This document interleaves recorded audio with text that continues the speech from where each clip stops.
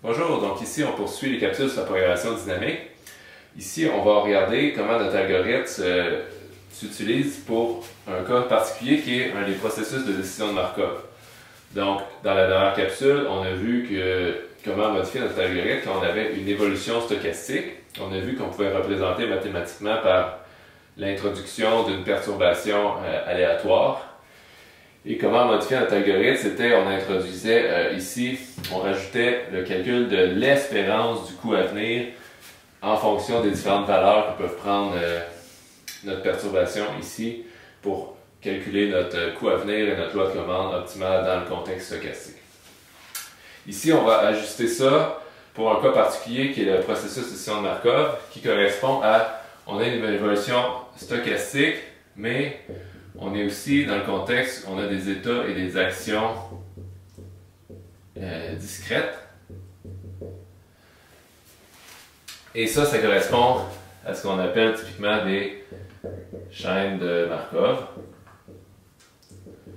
Vous avez peut-être déjà vu ça, c'est souvent illustré par un graphique comme ça, où on a des états finis, donc des nœuds sur le graphique, et les transitions d'un nœud à l'autre, vu qu'on est dans un contexte stochastique ici, ça va être des probabilités de transition comme ça sur notre graphique. Donc c'est ça les chaînes de Markov. Donc supposons qu'ici je peux prendre des actions U qui influencent mes probabilités. On va voir comment prendre les décisions optimales pour optimiser toujours la fonction d'un coût qu'on veut minimiser. Donc, premièrement, dans la dernière capsule, on avait parlé qu'une évolution stochastique, on pouvait voir ça comme un cône d'incertitude qui évoluait dans le temps. Tandis que ici, notre cône d'incertitude, en fait, ça devient plus pour une action. Par exemple, je prends l'action 1. J'ai peut-être deux endroits sur lesquels je peux me trouver plus tard. Et tandis que si je prends une autre action 2 par exemple, ben peut-être que j'ai aussi deux endroits que je peux me retrouver avec cette action-là. Fait que la façon qu'on va définir l'évolution ici, c'est qu'on va dire pour une action donnée, c'est quoi la probabilité que je me retrouve à un nœud donné à x de k plus 1. Donc comme on a fait pour les graphes dans le contexte déterministe dans l'autre capsule, on va appeler le nœud à l'état actuel I, puis le nœud prochain J. Et toute notre dynamique elle va pouvoir être encodée dans une variable qu'on va appeler P de IJ, qui dépend de U. Ça va être la probabilité de transiter de I vers J si on prend l'action U. Donc, si je leur écris plus officiellement, ça serait la probabilité que x de k plus 1, ce soit égal à j, sachant que x de k, c'est i, puis que u, puis qu'on prend une action u de k. On pourrait, si on veut considérer tous les cas possibles, cette probabilité-là pourrait être différente à chaque étape dans le temps. Donc, ça pourrait évoluer dans le temps nos probabilités. Dans la plupart des cas, nos chaînes de Markov, on n'a pas des probabilités qui évoluent dans le temps. Et maintenant, dernière chose, notre coût. Comment notre coût, lui, on peut le représenter? Ben, on a vu ici que ici, j'ai cette valeur-là qui décrit c'est quoi la probabilité de transiter de I vers J, mais notre coût, ce qu'on va faire, c'est qu'on va définir une variable AIJ qui est le coût de faire cette transition-là ici.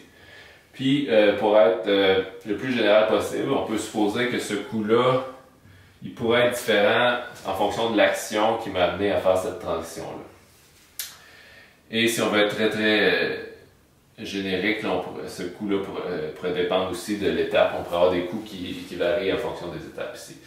Donc, tout ça pour dire, ce que j'ai à définir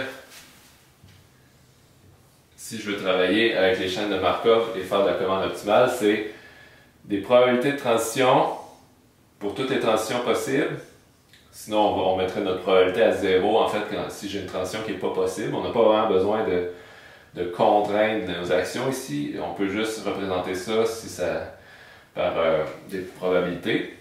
Et pour chaque transition, on va aussi définir un coût AIJ, qu'on peut voir ça comme une longueur d'arc. Si on veut avoir l'analogie on minimise la longueur d'un chemin sur notre graphe.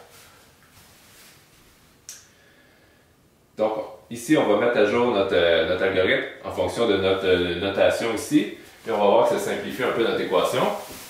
Donc ici, comme on a vu à la dernière capsule, pour le cas générique d'évolution stochastique, on minimisait l'espérance du coût instantané et du coût à venir futur.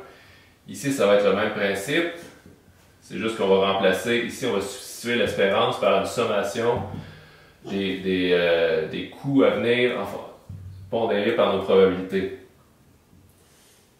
Fait qu'on va encore minimiser en fonction des actions. On va faire une sommation sur tous les prochains états possibles. Et on va pondérer en fonction de IJ. Ici, on remet le coût futur à venir, qui est ici, c'est AIJ plus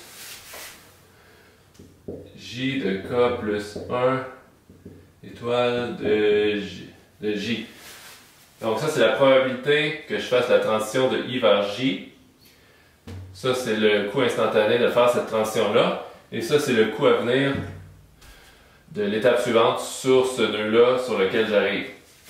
Si on veut compléter ici en notant qu'est-ce qui dépend de quoi, on pourrait noter que ici, ma probabilité va dépendre de l'action que je vais prendre.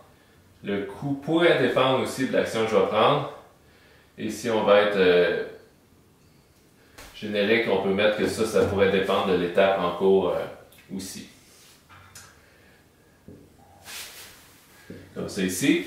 Et notre loi de commande optimale ici, ça devient, on prend l'argument qui minimise cette sommation-là, qui représente l'espérance du coût à venir, ici, à prendre dans le futur.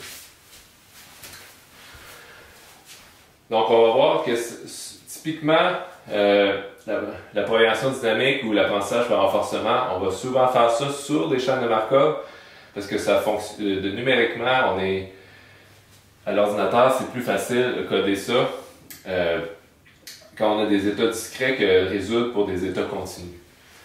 Donc, même si on a un système qui serait continu, parfois on va discrétiser pour représenter ça sous forme de chaîne de Markov et ensuite appliquer cet algorithme-là ici.